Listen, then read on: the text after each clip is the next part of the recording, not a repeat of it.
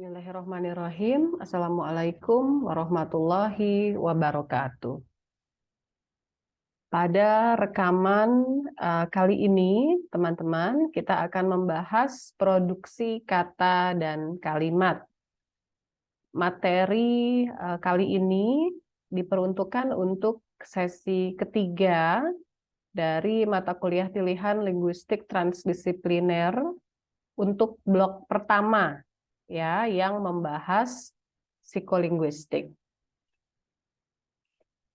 Baik, materi didasarkan pada bab 3 dari buku Psycholinguistics, Introduction and Applications yang ditulis oleh Liz Mann. Ya, silakan teman-teman baca dan buka bukunya ya, karena materi yang ada di video ini adalah bahan-bahan yang merupakan inti-intinya saja ya, untuk penjelasan yang dirasa perlu ya untuk yang lebih mendalam ya. Kalau ada yang belum jelas silakan bisa baca bab 3 ya. Silakan, jangan hanya mengandalkan pada video ini. Baik.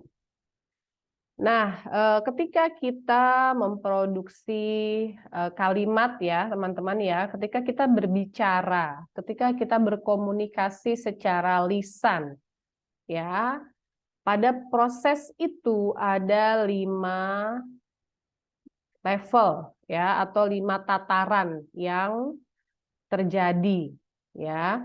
Nah, kita akan membahas 5 ini ya. 1 message level, 2 functional level, 3 positional level, 4 adalah phonological encoding level, dan kelima adalah speech gesture level. Ya.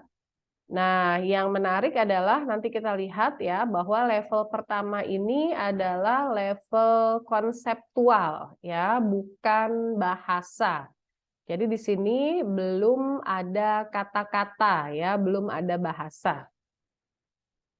Oke, kita akan kupas level ini ya, 5 level ini satu persatu. Ya, pertama adalah level pesan, teman-teman. Nah, pada level pesan ini terjadi 3 hal. Ya, yang pertama adalah memilih sudut pandang, kedua adalah mengaktifkan konsep orang dan benda yang akan disebutkan. Lalu ketiga adalah mengorganisasikan apa yang terjadi ke dalam struktur kejadian atau event structure. Ya, jadi memilih sudut pandang.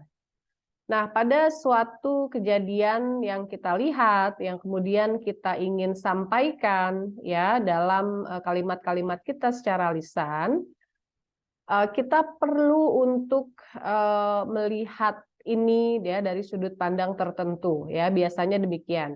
Ya, misalnya kita ingin membuat kalimat-kalimat kita untuk anak-anak ya. Jadi ada sudut pandang, oke, jangan terlalu sulit misalnya. Atau untuk orang dewasa ya, atau mungkin kalimat-kalimat kita di sini ditujukan atau diniatkan untuk memicu emosi tertentu misalnya. Ya, jadi ada sudut pandang ya yang perlu kita pilih di sini ya. Dan dari satu kejadian ya, kalau ada 2-3 orang yang menyampaikan secara lisan tentang kejadian tersebut, belum tentu sama sudut pandangnya ya, dan nanti pada akhirnya kalimat-kalimatnya juga belum tentu sama, begitu ya. Nah, ini terjadi pada benak satu orang ya secara umum. Memilih sudut pandang, lalu mengaktifkan konsep orang dan benda yang akan disebutkan. Ya, jadi dari sudut pandang itu, oke, siapa orangnya, ya, siapa atau apa verbanya, ya, apa kejadiannya, apa kegiatannya, lalu apa benda yang dipengaruhi oleh verba ini, begitu ya. Ada berapa orangnya, ya, ada berapa verbanya, ada berapa bendanya, begitu ya. Di sini ada pengaktifan konsep-konsep tersebut. Lalu selanjutnya, ya, prosesnya adalah mengorganisasikan apa yang terjadi ke dalam struktur kejadian, ya, ke dalam klausa-klausa, ke dalam kalimat-kalimat. Ya, jadi apa saja nih yang mau kita masukkan gitu ya. Dalam satu klausa nanti siapa kira-kira orangnya, ya, siapa kira-kira bendanya, begitu ya. Nah, kalau kita lihat di bukunya ya, teman-teman ya, di sini misalnya ada contoh ya, di halaman 122 ya, tentang satu keluarga ya yang pergi ke kebun binatang. Nah, jadi event structure-nya di sini dikatakan, what ideas will you pack into each clause? And which details of the action will you give? Ya, jadi sampai sedetil apa ya, sampai apa namanya, siapa-siapa saja ya, sampai semuanya disebutkan atau tidak, begitu ya. Ini ada persiapan-persiapan dalam level konseptual ya, sebelum kita mulai bicara secara linguistiknya. Nah, level pesan nih yang pertama. Lanjutnya adalah level fungsional. Ya, pada level fungsional ada aktivasi lema. Nah, lema itu sebetulnya apa? Ya, lema itu adalah makna kata, ya, tapi masih tanpa bunyi ya, teman-teman ya. Bunyinya belum kita akses ya, makna kata. Jadi di sini ada aktivasi fungsi semantik ya, fungsi maknanya begitu. Misalkan tadi di halaman 122 ya disebutkan ada uncle. Ya, uncle itu apa sih artinya? Begitu ya, di sini ada aktivasi itu. Tapi juga termasuk ya makna yang diperlukan untuk kata ini berpartisipasi di dalam kalimat. Ya, jadi misalnya ada kata kerja atau verba distract. Ya, bisa lihat juga di halaman 122 bagian bawah ya, distract. Nah, distract itu kan transitif ya. Nah, jadi kita sudah tahu nih di level ini, oke, distract itu transitif.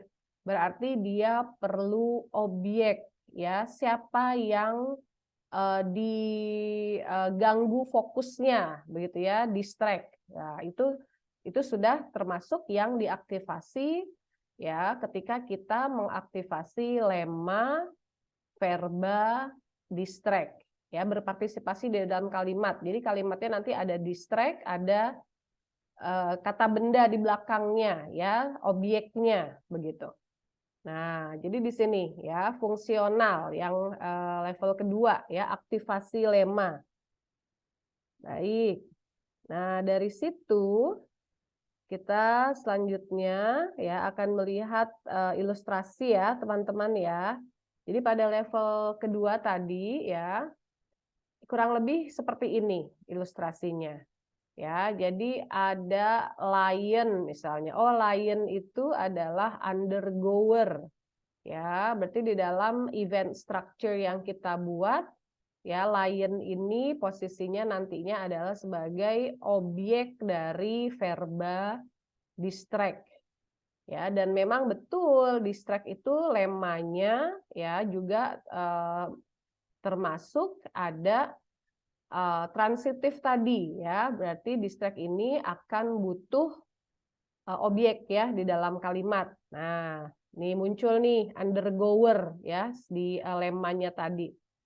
Nah, lalu ada agent. Agentnya siapa? Uncle. Oke, uncle ini orang ya, orang. Lalu dia berfungsi nantinya ya di dalam kalimat dan juga tadi secara konsep begitu ya, dia adalah orang yang akan melakukan ya, atau orang yang sudah dilihat ya dalam kasus ilustrasi tadi ya, keluarga yang ke kebun binatang, bahwa dia adalah agent ya, orang yang melakukan kegiatan distract ya yang dipakai sebagai salah satu semacam deskripsi apa yang terjadi di kebun binatang, ya. Jadi ada seperti ini ya teman-teman ya di level yang ini ya, pertama ini konsep tadi, lalu yang ini sudah selanjutnya ya pada level lema ya, semantik yang diaktifasi tadi. Nah, dari situ, nah kita ini perlu mengingat juga ya teman-teman ya, sebagai mungkin semacam pengantar juga untuk sesi selanjutnya.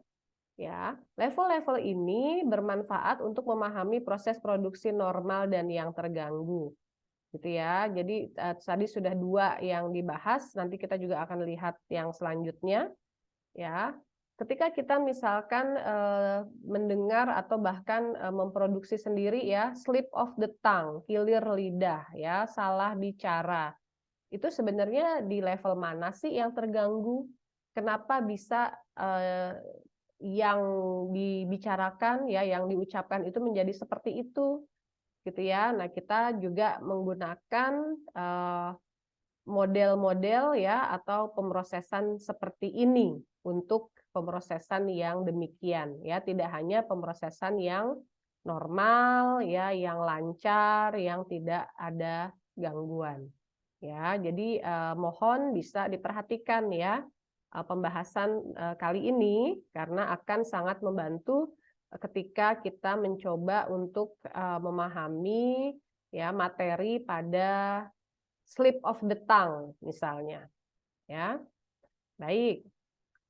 Nah, lanjut nih, level selanjutnya ya, posisional.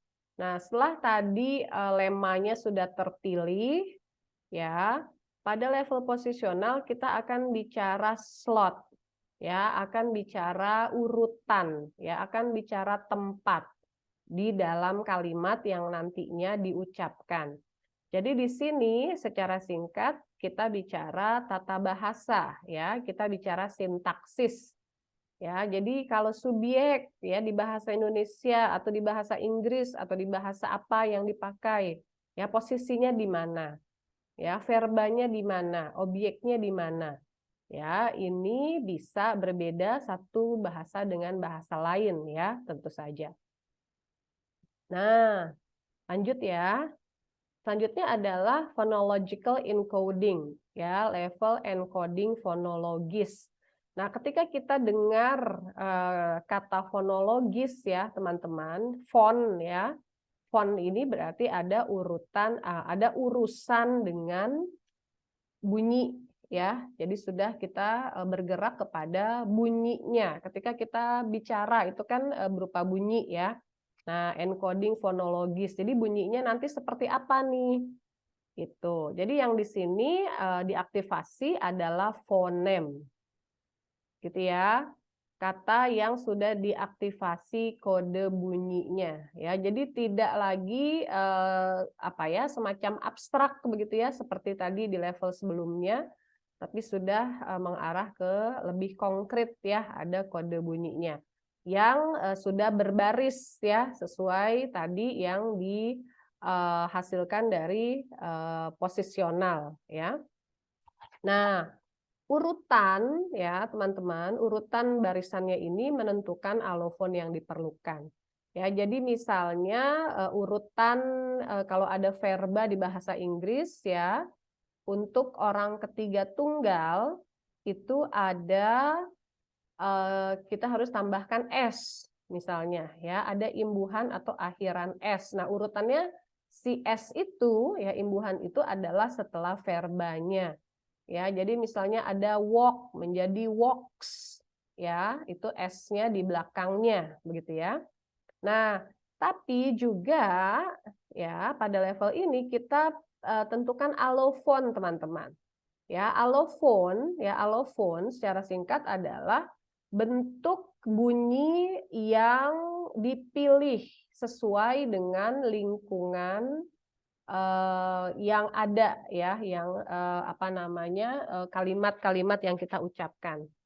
Ya, jadi misalnya S itu munculnya bisa bunyinya S, bisa bunyinya Z, bisa bunyinya is. Nah, sekarang kita mau pilih yang mana nih? Oh, sekarang kata kerjanya adalah misalnya pad, ya, deh.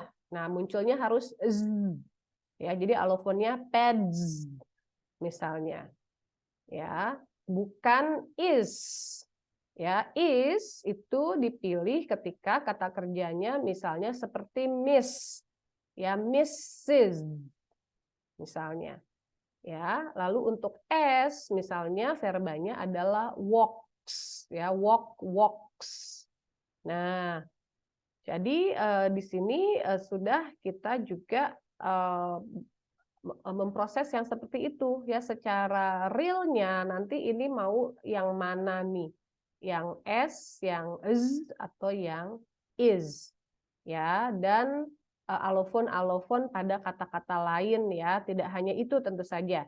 Nah, kalau teman-teman ingin tahu lebih banyak mengenai alofon, ya, bisa coba lihat buku-buku yang membahas ini, ya, fonologi misalnya ada buku di berbahasa Indonesia seperti Pesona Bahasa, ya, atau buku pengantar fonologi, begitu ya, atau silakan bisa di Google saja untuk informasi yang secara umum, ya, atau secara cepat, ya, silakan. Nah, tapi tentu saja bisa kita diskusikan juga di kelas, ya, nanti, ya. Baik. Nah, level encoding fonologis, ya, jadi sudah bicara bunyinya, ya, apa yang nantinya akan dilahirkan. Nah, terakhir adalah level gestur tuturan, ya, speech gesture.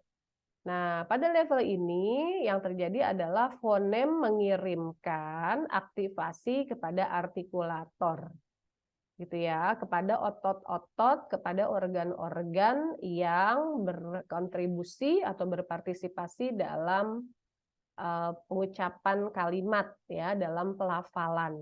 Nah, misalnya tadi yang dipilih adalah is, ya, seperti dalam kata Mrs. Berarti nanti ada aktivasi kepada lidah, kepada bibir, ya, bentuknya harus seperti apa, kemudian juga kepada paru-paru, ya, supaya nanti udara yang keluar dari paru-paru itu seperti apa, ya, dan sebagainya. Seperti itu, ya, gestur tuturan. Nah, ini sudah level kelima, ya, teman-teman, ya, yang terjadi ketika kita berkomunikasi lisan, ya, ketika kita berbicara, begitu. Nah, dari situ sebentar saya lihat. Ya, kelihatannya sudah habis, ya. Ini tadi sudah pembahasan yang level kelima. Nah, jadi kurang lebihnya demikian. Nah, ini adalah penjelasan-penjelasan, ya, untuk ini tadi, ya. Saya ulang kembali, ya, saya tayangkan lagi level produksi. Ya, jadi ketika kita mengucapkan kata dan kalimat, ini yang terjadi. Nah, tentu saja teman-teman, ketika kita sedang sehat, begitu ya, sedang tidak lelah, atau kalau yang mungkin mengkonsumsi minuman beralkohol, ya, sedang tidak mabuk, begitu, ini terjadi dengan sangat cepat. Ya, jadi jangan bayangkan karena ada 5 level terus lama, tidak. Ya, silakan dengarkan kita sendiri berbicara, ya, terutama ketika ngobrol sehari-hari, ya, ini cepat sekali, ya, 5 level ini terjadi dengan sangat cepat. Dan memang bahasa ketika terjadi secara normal, begitu ya, tidak capek, tidak ngantuk dan sebagainya, itu sesuatu yang effortless, ya. Nah, jadi dari message level sampai speech gesture level ini terjadi dengan effortless, dengan sangat cepat.